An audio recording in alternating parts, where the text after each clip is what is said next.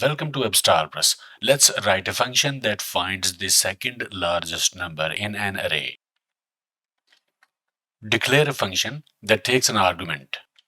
First, we check if the array length is less than 2. If yes, return an error message since there can't be a second largest number.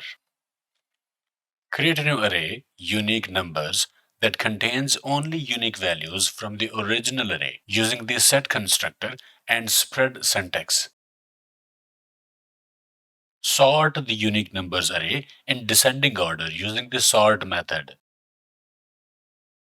If the unique numbers array length is less than 2, after removing duplicates, return an error message since there can't be a second largest unique number.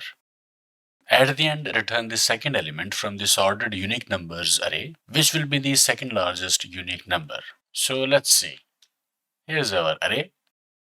Call function and pass that array. And the answer 8 in this case is correct because it is the second largest number in this array. Now it is 9. Okay, I hope it helped. Like, share, subscribe, and I will see you in the next video.